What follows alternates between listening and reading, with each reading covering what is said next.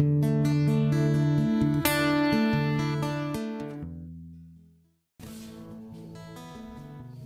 Bapak, rekan-rekan muda dan adik-adikku yang terkasih, bacaan pertama yang kita dengarkan pada hari Minggu biasa yang ke-17 tahun C ini mengisahkan tentang bagaimana Abraham mengadakan percakapan dengan Allah. Percakapan itu berkaitan dengan penawaran dari Abraham.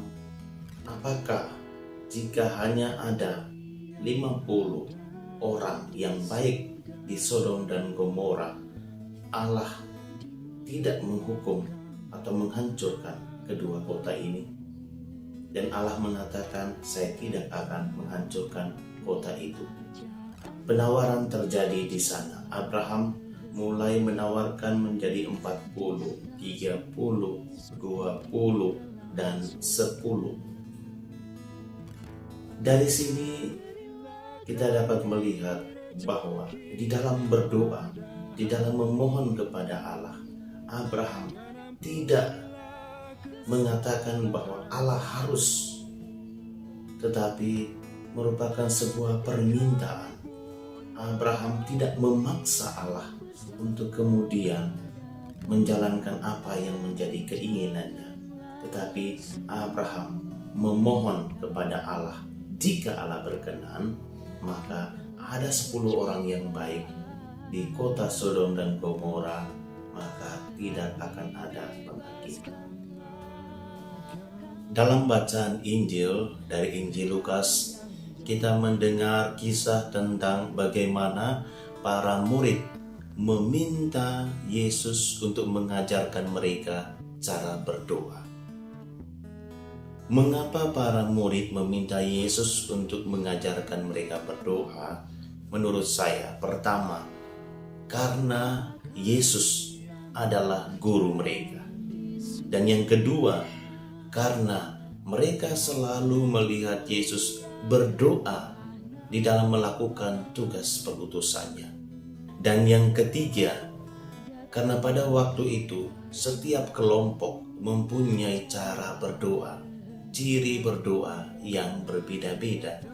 Misalnya, orang-orang Farisi mempunyai cara berdoa berdiri di persimpangan jalan, berdiri di tempat-tempat umum, berdiri di tempat terdepan dalam bait Allah supaya dilihat orang.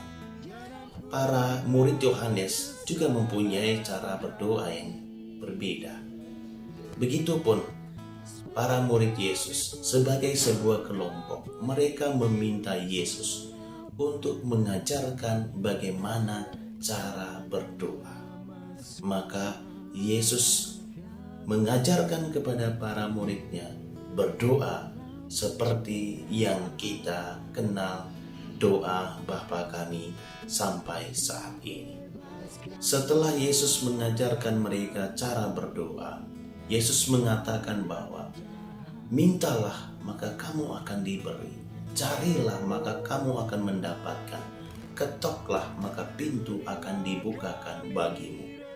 Ini mau mengatakan bahwa kita harus selalu tetap meminta, kita harus selalu tetap mencari, kita harus selalu tetap mengetok, selalu berdoa, maka Tuhan akan menjawab apa yang menjadi kebutuhan kita. Ibu Bapak, rekan-rekan muda dan adik-adikku yang terkasih dalam Kristus, melalui bacaan-bacaan ini ada 2 poin yang bisa kita petik. Yang pertama, ketika kita berdoa, janganlah kita memaksakan keinginan kita supaya Allah menjawab. Belajarlah dari Abraham yang selalu meminta, memohon dengan penuh kerendahan hati, bukan memaksa Allah untuk memenuhi keinginan kita. Yang kedua, kita harus meluangkan waktu selalu untuk berdoa kepada Allah. Dan janganlah berpikir bahwa Allah tidak menjawab apabila kita berdoa meminta kepadanya. Tetapi Allah akan menjawab doa-doa kita sesuai dengan kebutuhan kita. Ia akan menjawab doa-doa kita pada waktu dan saat yang tepat menurut Allah, bukan menurut kita manusia. Oleh karena itu, mari saudara-saudariku, kita mohon bantuan dan rahmat Tuhan. Kita mohon bimbingan Roh Kudus. Kita mohon bantuan doa Bunda Maria selalu menolong, supaya memampukan kita menjadi orang-orang yang tekun di dalam berdoa, tekun di dalam memohon rahmat dan berkat dari Allah. Tuhan memberkati.